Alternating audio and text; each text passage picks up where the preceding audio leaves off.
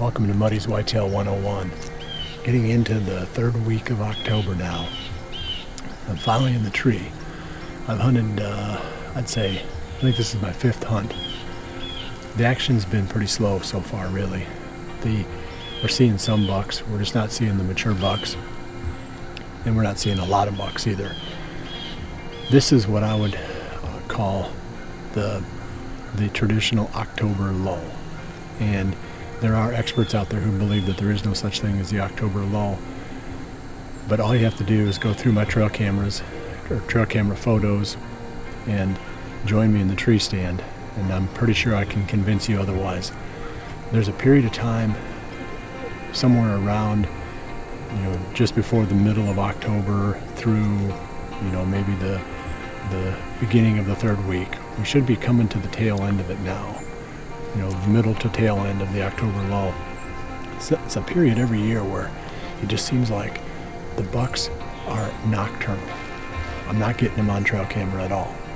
That means that they're not traveling in the open anymore. The ones I am picking up are at 2 o'clock in the morning.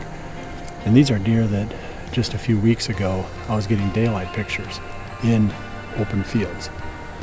So I know there's something physiological going on with the deer because we haven't been hunting these areas. All we've been doing is running trail cameras in those spots. We see the same thing every year.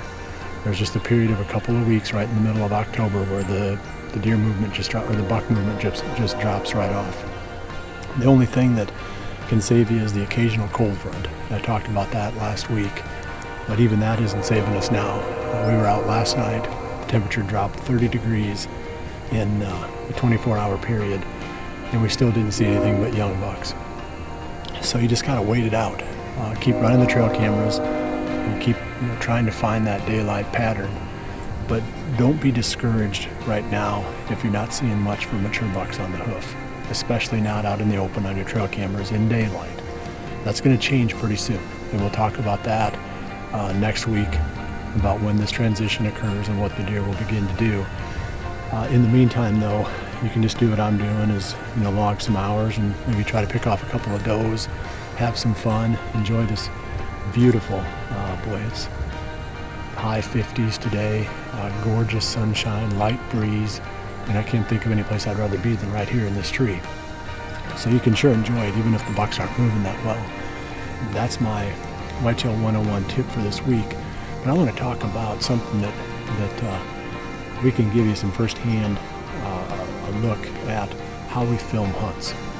And I get a lot of questions about this on the Midwest Whitetail website, to the point where sometimes I wonder if it's a whitetail deer filming forum instead of a series where we actually shoot stuff. But I do answer a lot of questions about it. People want to know what camera to get. They want to know every detail about how to film their hunts. But one of the questions I get quite a bit is, how do we set up in the tree? So we're in the tree right now, so we're just going to show you how we're set up in this spot and why we do what we do.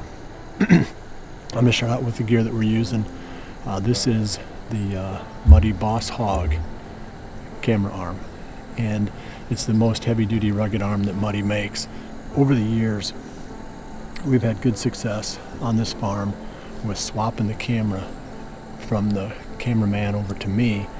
And I used to have so many bucks on this farm that there were always some mature deer coming by that I had no interest in ever shooting. But they were definitely deer that needed to be killed. I mean, bucks that were fully mature. Sometimes they were bullies that were running some of the other more genetically superior bucks out of the area. So the cameramen would carry their bows with. So by necessity, we've set up with the camera between the hunter stand and the camera stand. And that's the way we're set up here today. So it's real easy for Zach. He could easily swing the camera arm over to me, grab his bow. He goes from filming to hunting just the flash, in a moment's time. We have the stand set on a V on the back side of the tree with the camera arm right between. The filming stand is just a tiny little bit higher than the hunter stand. That makes it a little bit easier for this type of shot. Where I'm sitting, he can kind of film over my shoulder. If there's a deer walking past, he doesn't have to try to find a way to film around me. He can film right over my shoulder. So that works pretty well. And then the other thing that we often do is we'll use like a separate little accessory arm. Muddy also makes those that you can screw into the tree and put a GoPro on. And that serves as like a second angle. Some people call them point of view cameras. That style of video has become very popular, and it's a pretty effective way to tell the whole story in the tree. You know, while he's got the big camera on the buck that I'm drawing my bow on, the secondary camera can be filming that whole event in real time. You know, when I grunt, when I draw, you know, the whole timing becomes a lot more relevant when you can see it from a second angle. So we'll do that pretty often as well.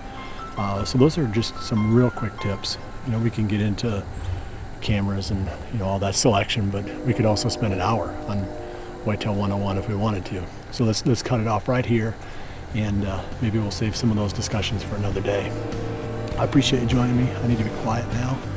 I haven't spooked anything yet, but if I keep talking, it's just a matter of time before I'm going to spook something here. So please check back. I'm going to be right back here again next week, and I look forward to bringing you the next episode of Muddy's Whitetail 101.